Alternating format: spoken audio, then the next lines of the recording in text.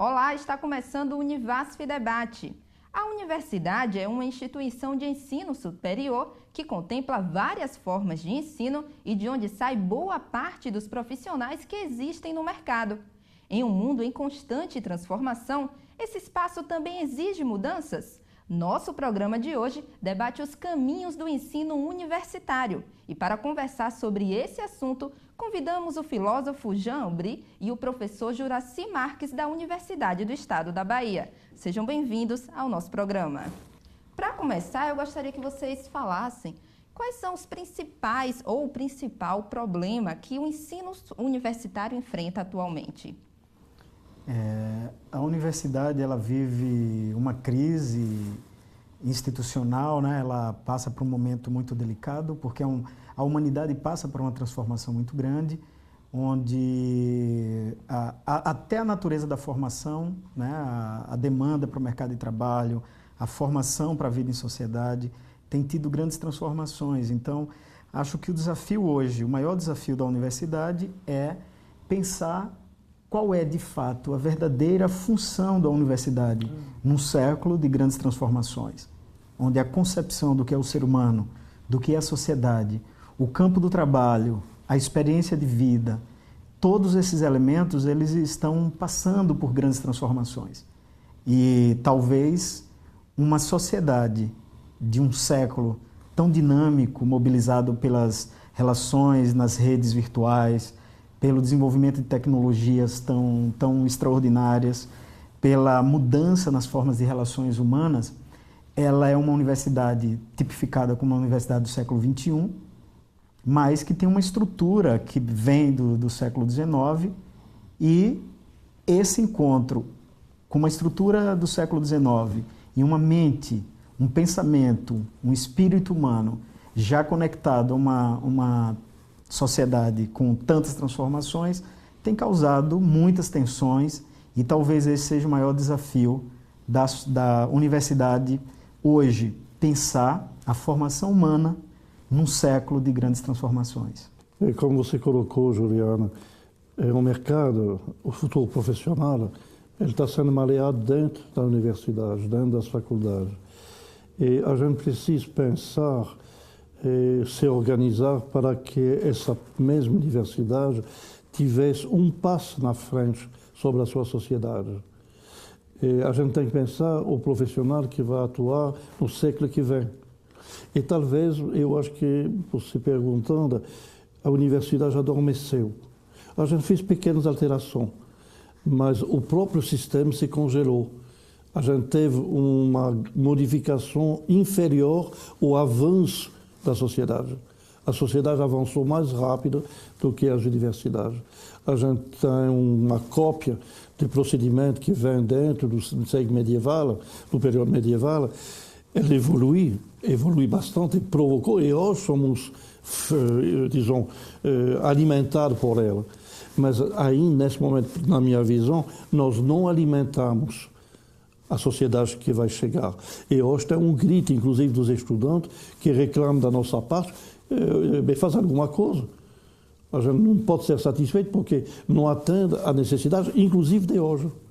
A gente está já ultrapassado. No caso, precisa reformatar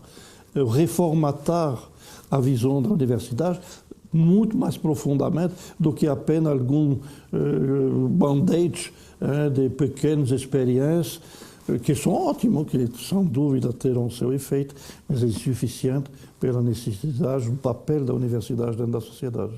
Vocês poderiam dar um exemplo desse choque que você fala da universidade do século XIX e agora no século XXI? Desde 2013, a França inaugurou um modelo onde, por exemplo, não se tem professor. Agora foi inaugurado no Vale do Silício, nos Estados Unidos, a maior universidade onde os alunos aprendem a partir da perspectiva da aprendizagem autodirigida, usando os espaços virtuais. Então, uma proposição dessa natureza coloca em xeque um princípio vital da transmissão e da instrução, da formatação do pensamento. Então, a mente dos nossos estudantes acessam outros modelos de aprendizagem, né? Mas o professor muitos professores dentro dessas estruturas ainda está ancorado na perspectiva da transmissão do saber. Então, uma experiência dessa natureza é uma coisa extremamente tensa, porque o papel do professor hoje numa universidade não é transmitir conhecimento, mas provocar as consciências, né, para saber problematizar o lugar desse saber. Uma vez que a sociedade sofre transformações e já não se adequa tanto a esse modelo que nós trouxemos dessa estrutura medieval. Eu queria pontuar particularmente o modelo disciplinar do pensamento, o modelo curricular que formata um tipo de construção de aprendizagem que já não se adequa a essa realidade, né? Então, pensando esses modelos, nós temos uma transformação radical na forma como nós acessamos o conhecimento, mas a universidade ainda permanece com um modelo onde uma pessoa, o mestre, transmite o conhecimento para um sujeito que, em tese, não tem o conhecimento. Essa relação está absurdamente comprometida nesse modelo de universidade do século XXI, né? O Obi hoje fez uma formulação muito interessante. O papel do professor é acordar a poesia, a beleza, a curiosidade no aluno. A forma de elaborar o pensamento é uma elaboração do sujeito. E se a gente pensar essa questão em particular, os modelos disciplinares, os currículos engessados que nós trouxemos não servem mais. Só para finalizar essa minha elaboração, um país como o Brasil, continental, nós temos um currículo único para dar conta dessas realidades. É uma coisa assim impensável nesse novo século, né? Então, para mim, essa perspectiva curricular hoje é talvez o exemplo que mostra a impossibilidade da universidade dar conta desse sujeito nesse novo século. O senhor falou aí de um currículo único. Aqui no Vale do São Francisco, em Juazeiro, né, na Universidade do Estado da Bahia, a gente tem um mestrado em Educação, Cultura e Territórios Semiáridos, do qual o senhor também faz parte do quadro de professores. Qual a importância de incluir, né, na academia cursos assim que são contextualizados com a nossa região? O programa que eu ajudei a montar aí na UNEB, né, a gente está trabalhando, o programa de mestrado da gente, é já uma perspectiva muito ousada para a gente pensar como formar profissionais para essa nova realidade social que a gente vive. No caso específico do semiárido brasileiro, nós temos uma luta histórica que é quebrar os modelos coloniais de pensamento, de relação social. E o programa ele chega no momento da história do país em que as universidades precisam pensar modelos educacionais dessa natureza. Então, o que a gente chama de contextualidade, que eu chamo de descontextualidade, né, um debate, nada mais é do que nós trabalharmos para que as realidades sociais de negros, de índios, de sertanejos, de ciganos, da mulher, contemple uma perspectiva educacional. E que a gente saia dessa cópia que se tornou o modelo da universidade brasileira.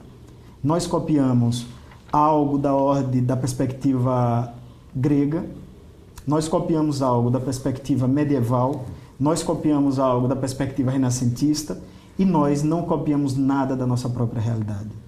Nós somos uma cópia da pior espécie. Agora, com uma força muito grande de uma cópia mal feita de uma perspectiva norte-americana. Então, o programa é uma questão radical a essa educação que vem de modelos copiados, que são modelos colonialistas, modelos que excluíram a nossa história, a nossa identidade. O senhor também concorda com esse pensamento? Completamente. Eu diria, o xerox de uma obra de arte de Rembrandt vale só o preço da xerox.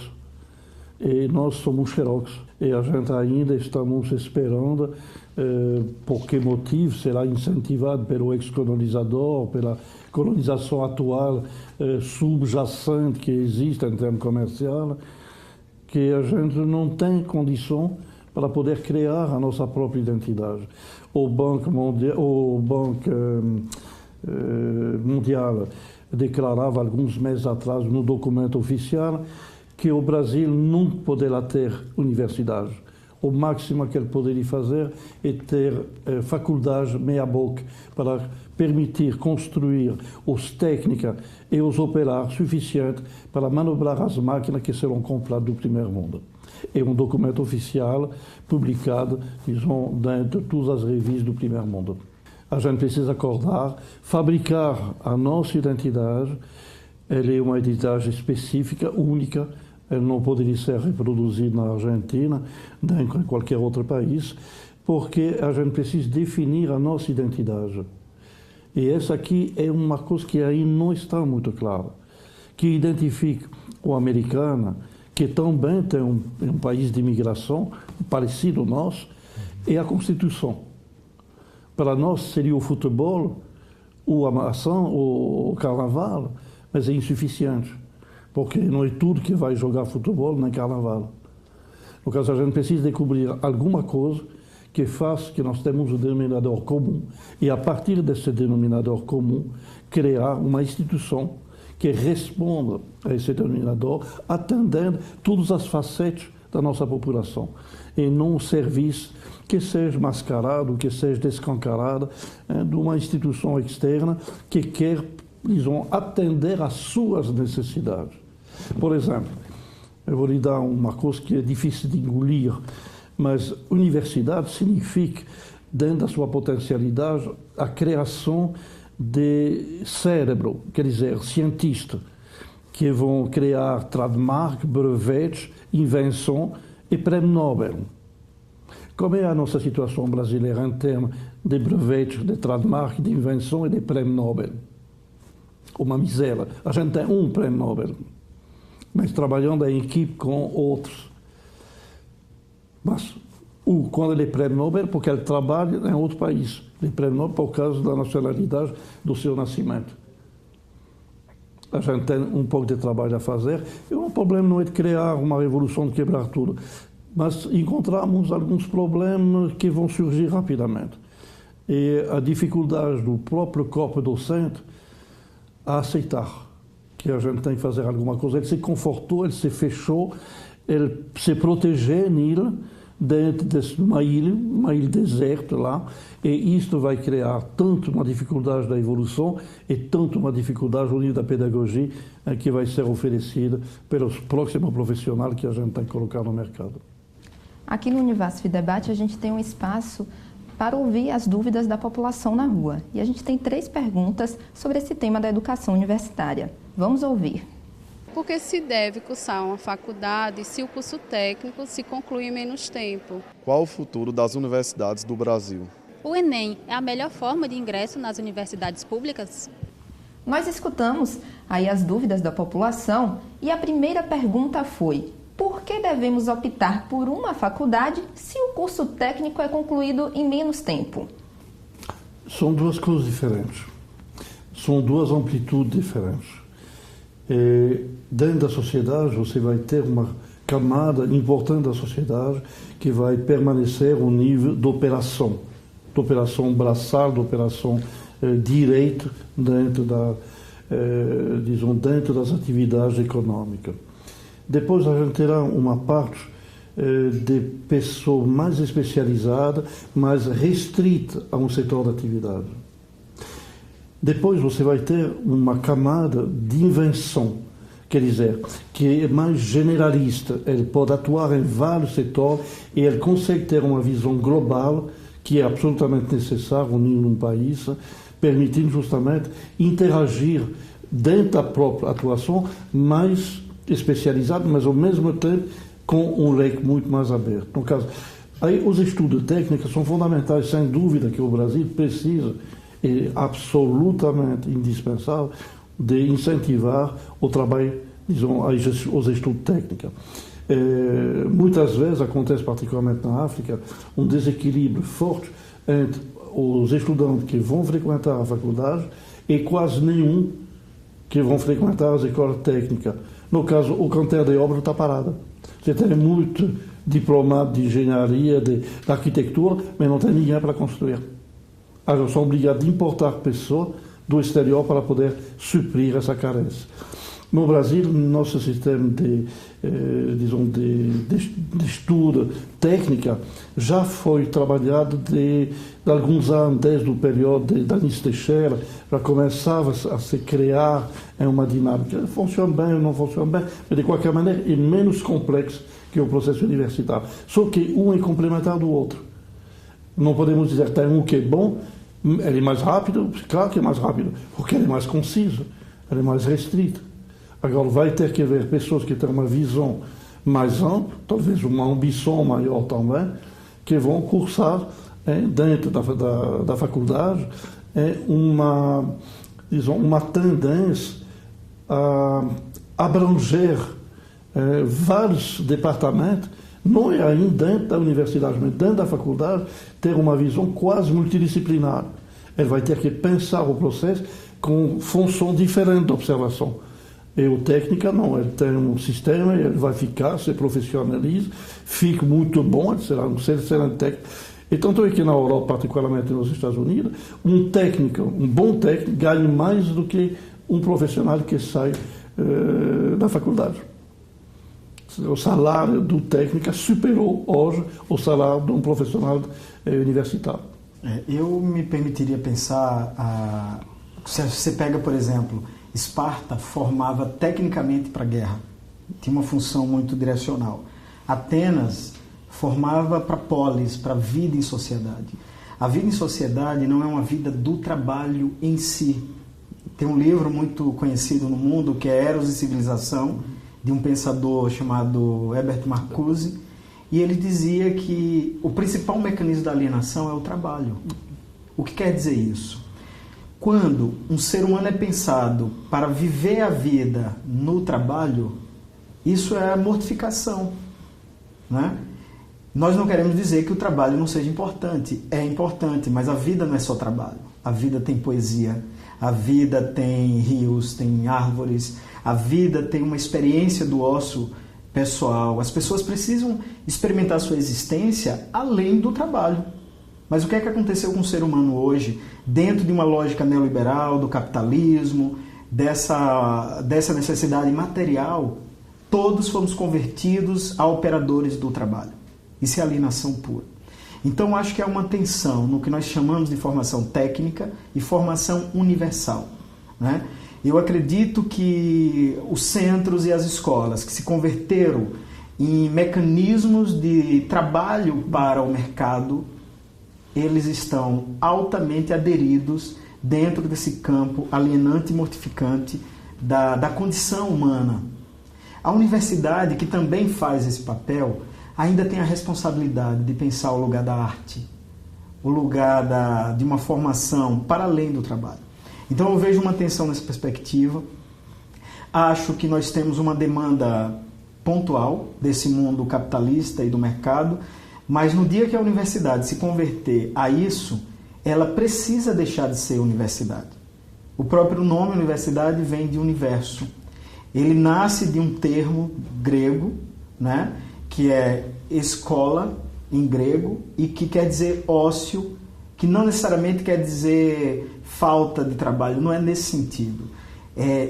A universidade precisa entender que o ser humano ele não pode ser pensado como uma máquina para o trabalho. E nós vemos nas formações técnicas e nas formações que a gente ainda produz nas universidades uma diferença substancial. Alguém que vai fazer demanda pode dizer, eu preciso de uma coisa mais rápida, eu preciso entrar no mercado de trabalho, e se é 2 anos, eu prefiro fazer 2 anos. É uma escolha e isso fala a língua dessa sociedade operativa do trabalho. Mas a universidade traz um espírito que eu acho que a gente não pode perder nunca. É o espírito da perspectiva de uma formação para a cidadania. E nesse sentido, alijar essa perspectiva, eu acho que não é o caminho. A segunda pergunta é relacionada ao ingresso nas universidades, né? A dúvida é, o Enem é a melhor forma de entrar nas universidades públicas? O que é que vocês acham? Eu vou responder com uma coisa que quem me conhece sabe. Não. Não. Por quê? Não? Primeira coisa, a educação é um direito humano assegurado na Constituição. Eu passei um tempo em Cuba E a coisa que eu achava mais interessante era, eu tenho um desejo de estudar, eu vou estudar. Ao longo da história, a universidade ela se organiza como um local de exclusão. Ela não foi um lugar feito para as pessoas pobres, para as pessoas simples. É um espaço formatado para as elites. E, por muito tempo, se pensou assim. O vestibular, que é um instrumento de controle usado pelas elites no Brasil durante muito tempo, é uma coisa extremamente monstruosa e violenta. O Enem representa, dentro dessas mudanças no país, uma mudança já. Mas, mesmo assim, nós temos ainda um mecanismo que cessa o sujeito de um direito essencial, que é o direito a estudar, o direito à educação. A humanidade precisa chegar nesse estágio onde um cidadão, um jovem, queira estudar e ele tem o direito de estudar sem precisar esse mecanismo de acesso, né? Então, eu diria não exatamente por isso. A universidade tem que ser um espaço, um direito de todos.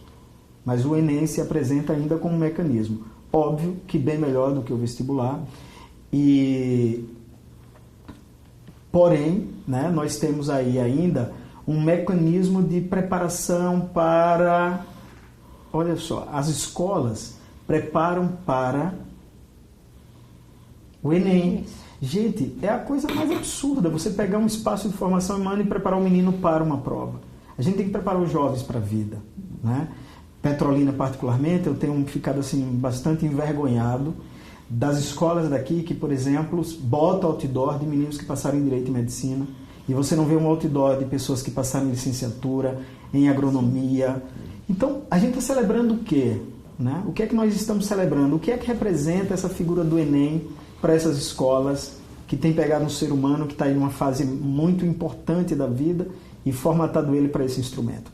Então, eu tenho uma antipatia particular pelo Enem e por toda forma de exclusão dentro do acesso da universidade, mas diria assim, dentro dos males, é um dos menores males, nós temos que dar um passo substancial.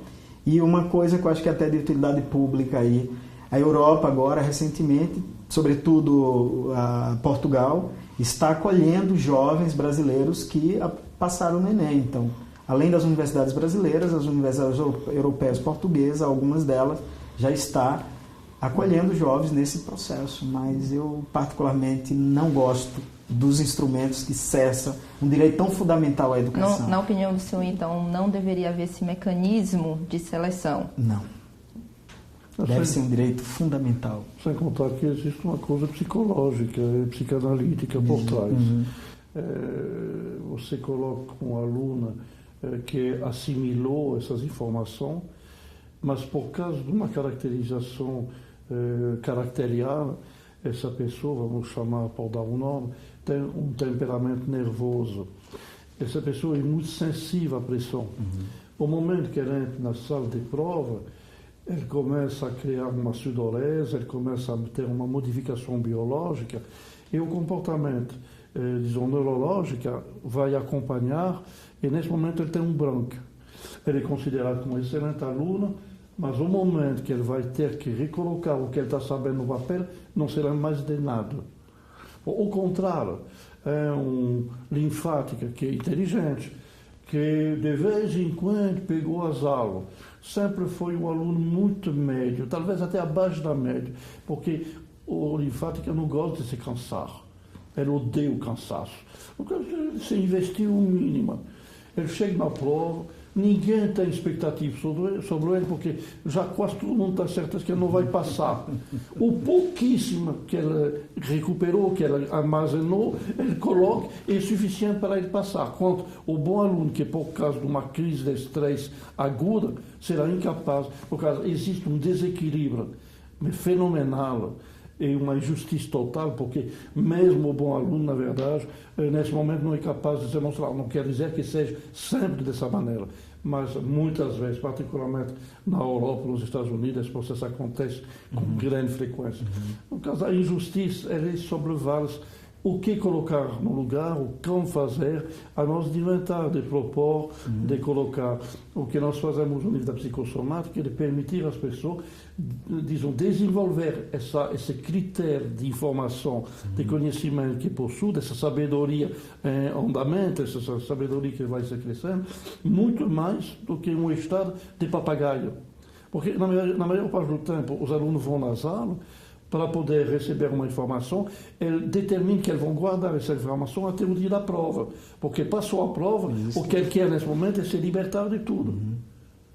No caso, mais uma vez, mais um outro elemento, que o sistema de prova é um sistema muito arcaico, muito, vamos dizer, traumatizante. A gente deve encontrar um procedimento para poder motivar. Agora, eu tenho uma cobrança para esses alunos. Talvez você não passe de prova, mas você vai ter que se apaixonar pela coisa que você vai fazer. Porque se você não tem paixão, rua, volta lá. A última pergunta é: qual o futuro das universidades no Brasil? Existem alguns movimentos que eu tenho estudado, são movimentos bem polêmicos. Existe um movimento chamado homeschool, que é escola em casa. É inspirado em modelos que surgiu nos Estados Unidos, de pais que não acreditaram mais no processo formativo da escola.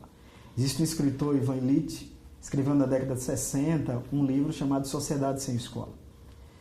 E gradativamente nós vamos vendo as sociedades modernas organizando modelos de universidade usando as plataformas virtuais, né? Nós temos hoje universidades na Índia com mais de 150 milhões de alunos. Né? Nós temos modelos educativos que quebram essa lógica. A própria Universidade Sem Professor, que foi fundada agora no Vale do Silício, nos Estados Unidos, traz uma questão para essa configuração da universidade hoje, né? E há transformações significativas nessa interface ser humano-máquina que está revolucionando a forma como nós lidamos com a questão do conhecimento, né? Então, existe professores que, quando se deparam com a questão qual é o futuro da escola, é uma escola sem futuro na maioria das vezes, né? A universidade do futuro, na minha perspectiva, ela é uma universidade que ela precisa se descolar da cópia grega, da cópia medieval, da cópia renascentista, desse modelo colonialista, e nós precisamos transformar, né? Nós precisamos de uma universidade onde algumas línguas que foram excluídas, ela apareça, tem que ter outras palavras, outra pele, outro cheiro, né? E aí uma série de intelectuais do mundo inteiro, particularmente Boaventura, tem defendido a universidade popular. Uma universidade que trabalha com os movimentos sociais. Uma universidade que trabalha com os grupos tradicionais do Brasil, como ciganos, negros, índios, pescadores, mulheres. Então, eu acho que a universidade do futuro é uma universidade que vai negar essa herança colonial que nós tivemos até agora e que vai tá acolhendo as lutas. Uma universidade plural. Exatamente. E é o meu sonho, né? De que pobres, negros, índios, gays possam ter espaço, porque não tem nada mais bonito, e esse era o sonho da universidade. Universidade vem da palavra universo.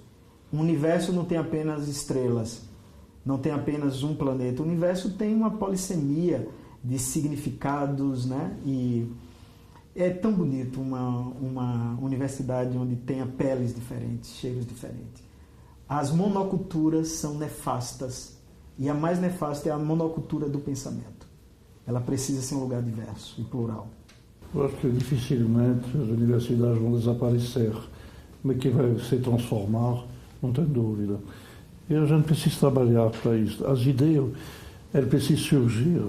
O filósofo, particularmente no Brasil, não é muito considerado, e essa é uma falha, é uma dificuldade. O filósofo não faz muita coisa, mas ele obriga as outras pessoas a pensar, a procurar, a se questionar. Filosofar é o nível do discurso. Filó quer dizer falar. Tá? É um período do namoro, um período que a gente se ajeita dentro do casal. Depois da atração eros, a gente passa pelo período filó, para poder chegar ao amor, que a gente chamaria HP depois, que é uma forma muito desejada e pouco encontrada. Mas essa parte filó, eu acho que a gente perdeu um pouquinho o filo, a gente deixou. O nosso sistema de reflexão é muito ligado ao que a pessoa quer para ela. A gente virou, por causa de um discurso muito egocêntrico. E a gente falava isso aqui há poucos anos atrás, que um dos problemas da universidade é a doença do ego. A gente cria um currículo que acrescente o tamanho do ego e, nesse momento, você não pensa mais nos outros, você não se preocupa mais nos outros. Eu não diria exatamente com a mesma palavra, eu acho que qualquer ser humano, e não apenas seres humanos, eu acho que até o que vive, o que palpita, ele tem seu lugar dentro dessa universidade. Ele é um microcosmo desse equilíbrio que a gente tem que encontrar. Não apenas porque são minoria ou que são a maioria, apenas ele faz parte do cenário. Nosso programa vai ficando por aqui e eu deixo espaço para as considerações finais de vocês. Eu queria dizer assim, de que para todos os meus colegas que estão fazendo a universidade, que a gente vive um momento crucial da humanidade, né? Eu falo de uma urgência humana, né? Nós estamos vivendo um cenário internacional, é um cenário extremamente preocupante. Nações que se prepararam para a guerra, né? E o Krishnamurti diz o seguinte, que um ser humano que aprendeu a dividir um átomo, mas não aprendeu a amar, ele não é um ser humano, ele é um monstro. E nós vivemos a era em que a beleza da vida, da existência está sob ameaça. A humanidade construiu a possibilidade da autodestruição. E isso é extremamente grave e nos responsabiliza, porque as universidades podem ser um lugar dessa transformação. Então eu diria a todo mundo que passa pela universidade, que sonha com esse espaço, que ele seja um lugar da grande transformação da humanidade. E que esse momento presente é um momento urgente para que, além de celebrar a inteligência, nós celebremos o amor e a bondade, como dizia o velho Chaplin, né? E eu espero que cada um possa, no seu cantinho, ser um instrumento de amor, de esperança nessa transformação que a humanidade necessita. A universidade é, sem dúvida, alguma coisa muito especial. Ele tem o seu papel dentro da sociedade. Eu não posso discordar do que você acaba de dizer, porque eu partilho a 100%. E eu precisaria só complementar. Essa palavra amor, muitas vezes, pode ser mal entendida. O amor é uma palavra que dá muita oportunidade. Do amor Eros, o amor HP, você tem numerosas facetas, mas tem um denominador verbal que reúne todo esse tipo de amor. E a atenção. Quando uma pessoa está triste porque seu casamento não está funcionando bem, o que ele vai perguntar por seu parceiro? Não é se você me ama, ou você me ama, não. Mas você não me dá atenção. Por que você não olha para mim? Por que você olha pelos outros? Por que você dá mais atenção ao seu trabalho do que a mim? Você vai ver que o amor poderia ser simplificado, porque o amor a gente não sabe como corrigir. Não sabe se é lambida, se é declaração poética. Mas se a gente simplifica em termos científicos, dá atenção à natureza, dá atenção à vida, proteger, saber se adequacionar sem destruir, ou destruir o mínimo possível. Esse é o processo justamente do amor do outro, do amor pelo outro. Eu acho que é o lugar ideal da universidade, é o que a gente está sonhando poder construir junto, com a sociedade, com as pessoas. Muito obrigada, João Brigo, professor Juraci, e obrigada também a você que nos acompanhou em mais uma edição do Univasf Debate. Se você quiser sugerir algum tema para ser discutido aqui no nosso estúdio, é só enviar um e-mail com a sugestão para contato.rtvcatinga@univasf.edu.br. Um grande abraço e até o próximo programa.